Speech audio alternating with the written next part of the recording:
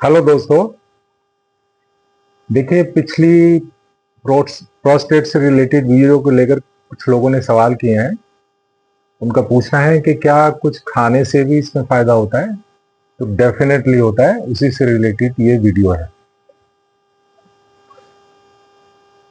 इस बारे में बहुत सारी साइंटिफिक रिपोर्ट्स हैं, स्टडीज हैं, जिससे हमें ये पता लगता है कि देखिए, ये मर्द में होता है गुदूद, फीमेल में नहीं होता। और जैसे जैसे हम 40 के होते हैं, 40 प्लस में ये ऑलमोस्ट 10%, और 50 प्लस में ये 50%, और 70 प्लस में ये 75 टू 80% लोगों में ये प्रॉब्लम पाई जाती है।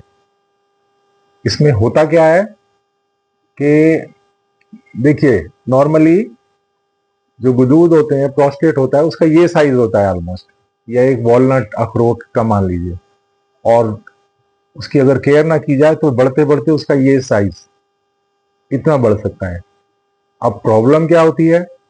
प्रॉब्लम ये होती है कि जो हमारा यूरिन ब्लैडर है, मूत्राशय है, उससे कनेक्टेड एक बड़ी बारीक सी पाइप होती है जिससे यूरिन पास होता है। लेकिन ये पाइप इस ग्लैंड से होकर के गुजरती है। तो जब तक इसका नॉर्मल साइज रहता है, इट्स ओके, ये ठीक रहता है, यूरिन आसानी से पास हो जाता है। लेकिन जैसे जैसे ये बढ़ जाता है प्रोस्टेट ग्लैंड्स, तो उसमें ये पाइप जो है दब जाती है, जिसकी वजह से यूरिन रुक के होता है, देरी से होता है, बार बार होता है, पेनफुल होता है, बड़ी प्रॉब्लम होती है कई बार। और अगर इसकी केयर ना की जाए तो ये बढ़ते बढ़ते बढ़ते कई बार यहां तक भी है कि ये कैंसरस भी हो सकता है। ओके, तो इसके लिए, इसके साइज का पता करने के लिए एक बीपीएच एक टेस्ट होता है, और कैंसरस है या नहीं इसका पता करने के लिए एक पीएसए नाम का एक टेस्ट होता है।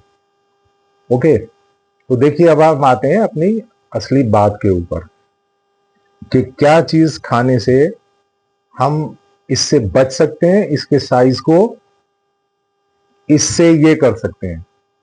देखिए, रेगुलरिटी बहुत जरूरी है किसी भी काम का नतीजा हासिल करने के लिए। कंसिस्टेंसी बहुत जरूरी होती है, उसको हमें रेगुलर करना पड़ता है। बहुत से लोग कहते हैं इसमें बहुत सारी चीजें हैं जो हमारे हेल्थ इंप्रूवमेंट के लिए या हेल्थ मेंटेन रखने के लिए हमें लेनी चाहिए, जो जरूरी चीजें हैं। लेकिन एक चीज होती है लाइकोपीन।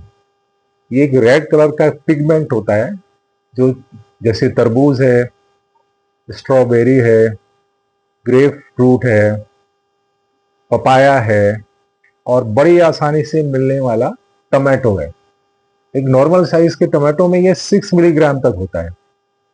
और इसके एनलार्जमेंट को कम करने के लिए जो मेडिसिन ली जाती हैं, वही काम ये लाइकोपीन करता है।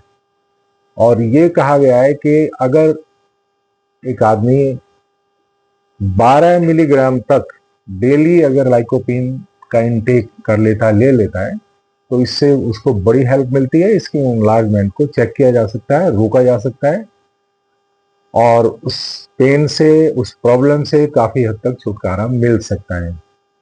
तो एक टमाटो में ये 6 मिलीग्राम तक होता है। तो आप कहने का मतलब ये हुआ कि अगर आप डेली 2 टमाटो ले लेते हैं, अब टमाटो कच्चा भी खाया जा सकता है, सैलेड में भी लिया जा सकता है उसको, वो फ्रीज का रखा हुआ भी ले सकते हैं, क्योंकि इसमें कोई चेंज नहीं आता है इसके अंदर। तो 2 टमाटो अगर रेगुलरली आप लेते हैं तो इसके साइज को कम किया जा सकता है, उससे आप बच सकते हैं। और टमाटो देखिए कितनी आसानी से मिलने वाली चीज है। तो ओके डियर, इसको कीजिए अगर आप इस प्रॉब्लम से गुजर रहे हैं, और इससे फायदा उठाइए। Thank you.